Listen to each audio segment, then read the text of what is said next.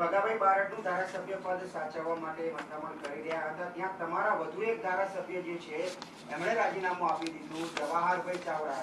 લગભગ 2 પેઢીથી કોંગ્રેસ સાથે તેમનો નાતો રહેલો છે અને આખરે એ તમારો પક્ષ છોડીને જઈ રહ્યા છે. માનની કુંવરજીભાઈ, આશાબેન કે જવાહરભાઈનું જવું એ દુઃખદ છે, પરંતુ ભાજપના રાજમાં રાજનૈતિક વિચારધારા અને સિદ્ધાંતોનું સતત અધપતન થઈ રહ્યું છે. ભાજપમાં ચૂંટાયેલા નબળા નેતાઓને નેતૃત્વ પૂરું પાડવા માટે કોંગ્રેસ પક્ષના સબળ કાર્યકર્તાઓને સત્તામાં ભાગીદારી સાથે ભરતી કરવાનો સરકાર દ્વારા સતત પ્રયાસ થઈ રહ્યો છે. ક્યાંક ધનની લાલચ, ક્યાંક સત્તાનો સ્વાર્થ અથવા તો સરકારી મશીનરીના દુરુપયોગથી ડરાવી ધમકાવી અને વિપક્ષના ધારાસભ્યોને વિચલિત કરવાનો સરકાર દ્વારા સતત પ્રયાસ થઈ રહ્યો છે. આવતા દિવસોમાં દિલ્હીના દરબારથી નિવૃત્ત થઈ રહેલા માનની નરેન્દ્રભાઈને સલામત રીતે ગુજરાતમાં સમાવવાનું કદાચ પ્રદેશ ભાજપ દ્વારા આગોતરું આયોજન થઈ રહ્યું છે.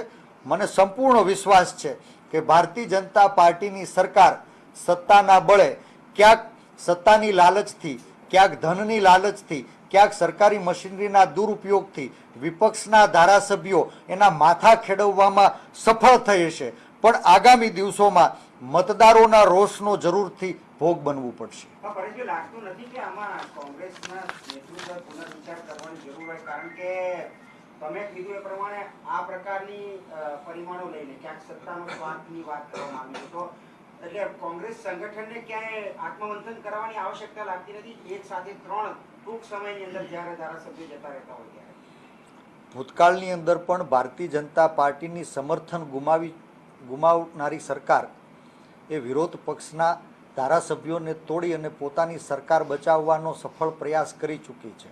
અને એ જ કાળાધનના કોથળામાંથી એક ચૂંટાયેલા જનપ્રતિનિધિના ઈમાનને ખરીદવા, એને ધમકાવી, ડરાવી અને સત્તા લાલચથી સરકારમાં સીધા મંત્રીશ્રી બનાવવાની લાલચો આપી અને વિપક્ષના ધારાસભ્યોને તોડવામાં સફળ થયા છે. હું તો હંમેશા માનની મુખ્યમંત્રીશ્રીને પણ કહેતો આવ્યો છું કે ભાજપમાં ચૂંટાયેલા નબળા નેતૃત્વથી જો સરકાર ન ચાલતી હોય તો વિપક્ષના સબળ નેતાઓની સૂચિ મોકલે, એને ભારતીય જનતા પાર્ટીના કાર્યાલય સુધી અમે કોંગ્રેસ પક્ષના ચૂંટાયેલા સાથીઓ પહોંચાડશું અને તમારા નબળા નેતાઓને નેતૃત્વ પૂરું પાડવા માટે કોંગ્રેસ પક્ષના સબળ નેતાઓને જો આપ કેબિનેટની અંદર સમાવતા હશો તો આવતા દિવસોમાં કોંગ્રેસ પક્ષ આને સકારાત્મક રીતે લેશે.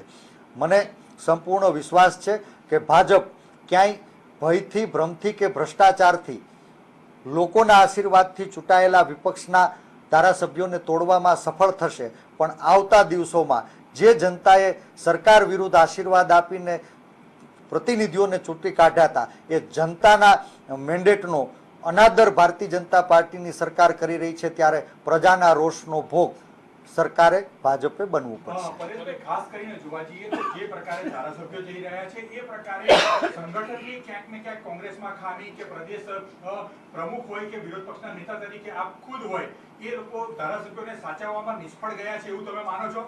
કોંગ્રેસ પક્ષ સંપૂર્ણ લોકશાહી ઢબે ચાલે છે. અમારા નેતા હોય, આગેવાન હોય કે કાર્યકર્તા હોય એ દરેકની વાતને સાંભળી, સમજી અને એ સમસ્યાઓ હોય તો એ નિરાકરણ માટે કોંગ્રેસનું નેતૃત્વ હંમેશા સંકલ્પિત છે.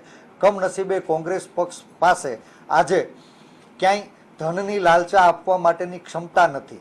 કોંગ્રેસ પક્ષ પાસે આજે ક્યાંય સત્તામાં ભાગીદાર બનાવવા માટે કોઈ ઓફર કરવાની ક્ષમતા નથી અને ક્યાંય સત્તાની લાલચ માટે ધનના પ્રલોભનથી વિરોધ પક્ષના ધારાસભ્યોને ખરીદવાની દુકાન ખોલવાની કોંગ્રેસ પક્ષની ક્યારેય માનસિકતા પણ નથી રહી. ત્યારે જનતાના આશીર્વાદથી ચૂંટાયેલા જનપ્રતિનિધિઓ એ પોતાના સ્વમાનને બચાવે, પોતાના સ્વાભિમાનનું રક્ષણ કરવા આગળ આવે, એના માટે કોંગ્રેસ પક્ષનું સંગઠન અને વિધાનસભા વિરોધ પક્ષ હંમેશા તત્પર રહ્યા છે.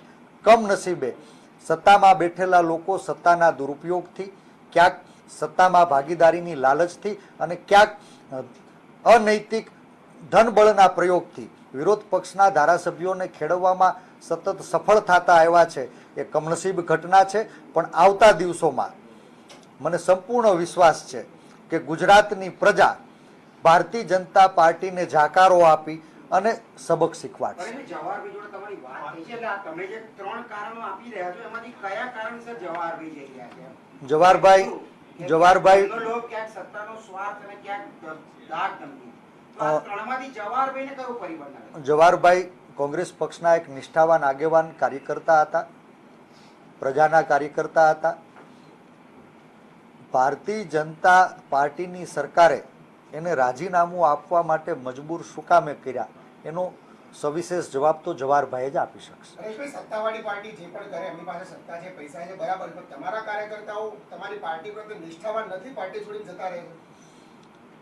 ભારતીય જનતા પાર્ટીની નર્વસ 19ને અટકેલી સરકારે ભારતીય જનતા પાર્ટીના ધારાસભ્યોનો વારંવાર ભોગ બનવું પડ્યું છે. ભાજપ સરકારની અંદર ઉકળતો ચરુ છે. 22 કરતાં વધુ ધારાસભ્યો જાહેરમાં પણ નારાજગી વારંવાર ક્યાંક ને ક્યાંક વ્યક્ત કરી ચૂક્યા છે. ત્યારે ભારતીય જનતા પાર્ટીનું નેતૃત્વ સરકાર બચાવવા માટે વિપક્ષના ધારાસભ્યો ઉપર અનૈતિક રીતે ક્યાંક દબાણ ઊભું કરી અને વિપક્ષના ધારાસભ્યોને તોડવામાં સફળ બન્યું છે.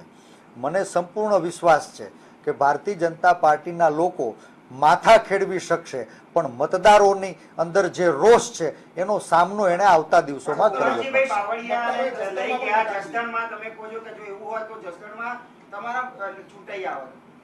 તમે એમ કહો છો કે પ્રજા જવાબ આપશે, તો જસદણમાં તો પ્રજાએ ફરીથી ભાજપને જવાબ આપી દીધો. જસદણમાં એક ગરીબ ઘરમાં પેદા થયેલા નાના એવા કોંગ્રેસના કાર્યકર્તા સામે આખી સરકાર ચૂંટણી લડી રહી હતી, આખી ભારતીય જનતા પાર્ટી ચૂંટણી લડી રહી હતી. રૂપિયાની રેલમછેલ, સત્તાનો દુરુપયોગ અને ક્યાંક સત્તા લાલસા 400 કરોડ કરતાં વધુ સરકારની તિજોરીમાંથી ખર્ચ કરી અને જસદણ વિછિયા મત વિસ્તાર માટે મંજૂર કરેલા કામો, એમ છતાં કુંવરજીભાઈ એક ગત ચૂંટણી કરતાં માત્ર 6000 મત વધુ મેળવવામાં સફળ થયા છે. કદાચ કોંગ્રેસ પક્ષ એ એક ધારાસભ્યને ચૂંટાવવામાં સફળ ન થયો, પણ જસદણની પ્રજાએ આવતા દિવસમાં ભારતીય જનતા પાર્ટી માટે કપરો કાળ છે એનો સંદેશ આપ્યો છે. ખાસ કરીને જે લોકો પણ છોડીને ગયા છે એ તમામ લોકોનો એક સૂર છે કે કોંગ્રેસમાં સિનિયોરિટીની જે છે કદર થવી જોઈએ, એ કદર થતી નથી. જુનિયરોને સ્થાન મહત્વનું આપવામાં આવે છે. આ પ્રકારની વાત છે, એ કારણ આ આપતા હોય છે. આપનું શું માનવું છે ને આ પરિપ્રેક્ષમાં તમે કેન્દ્રીય નેતાગીરી સમક્ષ કોઈ રજૂઆત કરશો?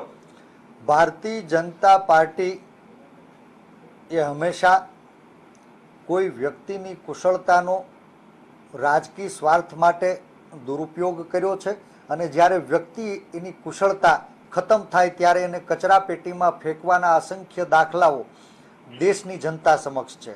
માનની વાજપેયી સાહેબ હોય, માનની અડવાણી સાહેબ હોય, માનની કેશુભાઈ પટેલ હોય, માનની હરેન પંડ્યાજી હોય, માનની હરીનભાઈ રાવળ હોય, માનની કાશીરામભાઈ રાણા હોય, માનની રાજેન્દ્રસિંહ રાણા હોય.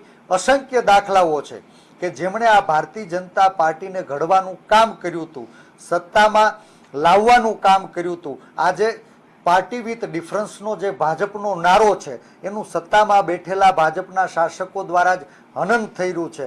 અને આજે પણ કોંગ્રેસ પક્ષમાંથી અમુક લોકોને લલચાવી, અમુક લોકોને ડરાવી, અમુક લોકોને ધમકાવી કદાચ સત્તા બચાવવાના ભાજપ હવાતિયા મારી રહી છે, પણ કોંગ્રેસમાંથી ભાજપમાં ગયેલા ઘણા બધા નેતાઓ, એ માનની નીમાબેન આચાર્ય હોય, છબીલભાઈ પટેલ હોય, નરહરીભાઈ અમીન હોય કે 58 જેટલા લોકો જે વારંવાર ચૂંટણી ટાણે ક્યાંક ભારતીય જનતા પાર્ટીના પ્રલોભનમાં આવી અને પાર્ટીનું પરિવર્તન કર્યું, આજે બધા જ લોકોને કચરા પેટીમાં ફેંકવાનું કામ ભાજપે કર્યું છે.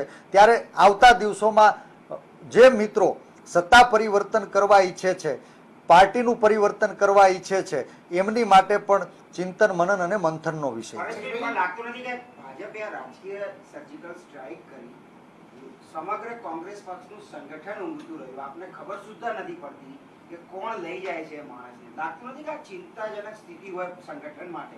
કોઈ પણ સંગઠનની અંદર વ્યક્તિને કોઈ સમસ્યા હોય, કોઈ વેદના હોય, કોઈ પીડા હોય, કોઈ પ્રશ્નો હોય તો એમણે સક્ષમ નેતૃત્વ પાસે એની યોગ્ય ફોરમમાં રજૂઆત કરવા માટે કોંગ્રેસ પક્ષે હંમેશા ખુલ્લો અવકાશ આપ્યો છે. કમનસીબે આવી કોઈ વાત મારા સમક્ષ આવી નથી. જવાહરભાઈ સાથે મારી અંગત મિત્રતા પણ હતી. જવાહરભાઈના જવાથી મને દુઃખ થયું છે, પણ આવી કોઈ વાત મારા સુધી પહોંચી નથી. એમ છતાં જવાહરભાઈએ પાર્ટી છોડવાનો કઠણ મને નિર્ણય શું કામે કર્યો એનો વિસ્તૃત જવાબ તો જવાહરભાઈ જ આપી શકશે. દરેક વખતે તમે સત્તા પાર્ટી પર આક્ષેપ કરો છો, પૈસા લીધા કે દબાયા ધમકાયા બધું જ કર્યું. દર વખતે આક્ષેપ હોય છે, એક પણ આક્ષેપના પુરાવા નથી આવ્યા. કોંગ્રેસ પક્ષ ક્યારેય આક્ષેપ પ્રતિ આક્ષેપની રાજનીતિ કરતું નથી. જે સત્ય સતત ઉજાગર થઈ રહ્યું છે એને અમે લોકોની સમક્ષ લાવવાનો પ્રયાસ કર્યો છે. ગઈ રાજ્યસભાની ચૂંટણી વખતે પણ કોંગ્રેસ પક્ષના કેટલાય ધારાસભ્યોને ક્યાંક કરોડો રૂપિયાના કોથળા મૂકીને, ક્યાંક ડરાવીને, ક્યાંક ધમકાવીને, ક્યાંક લલચાવીને ભાજપમાં જોડવાની સરકારે પ્રયાસ કર્યો, પણ બહુમતી લોકોને ગુજરાતની જનતાએ રિજેક્ટ કરી દીધા. અને જે લોકોએ કોંગ્રેસ પક્ષ સાથે દ્રોહ કર્યો હતો એને ક્યાંક ભારતીય જનતા પાર્ટીની ટિકિટ આપી, ક્યાંક સંગઠનમાં પદ આપ્યા અને એમણે એમનો સ્વાર્થ છતો કરી દીધો છે. ત્યારે આવતા દિવસોમાં પણ ભાજપ સત્તા બચાવવાના હવાતિયા મારે છે એની ગુજરાતની જનતા સ્વીકારવાની નથી. ગુજરાતની જનતાના રોષનો આવતા દિવસોમાં ભાજપે સામનો જરૂરથી કરવો પડશે. Thank you, thank you, thank you friends.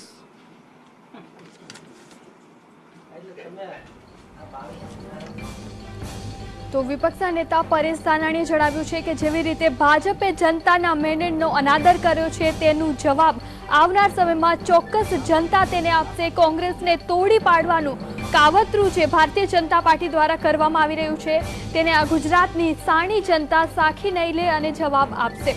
વધુમાં તેમણે જણાવ્યું હતું કે જેવી રીતે કાળા ધનનો કોથળો ધરવામાં આવે છે અને ધારાસભ્યોને લલચાવી, ફોસલાવી અને જો ન માને તો ડર બતાવી અને પક્ષ પલટું કરાવવામાં આવી રહ્યું છે તેનો જવાબ જનતા જરૂરથી આપશે. જવાહર ચાવડાને પ્રધાન બનાવાય તેવી પણ શક્યતા વ્યક્ત કરવામાં આવી રહી છે. તો માણાવદરના કોંગ્રેસના ધારાસભ્ય જવાહર ચાવડાએ આખરે કોંગ્રેસમાંથી રાજીનામું આપી દીધું છે અને થોડાક જ સમયમાં તેઓ વિધિવત રીતે ભાજપનો કેસરીયો ખેસ ધારણ કરે તેવી પણ શક્યતા વ્યક્ત કરવામાં આવી રહી છે. કમલમ ખાતે ગતિવિધિઓ તેજ થઈ ગઈ છે.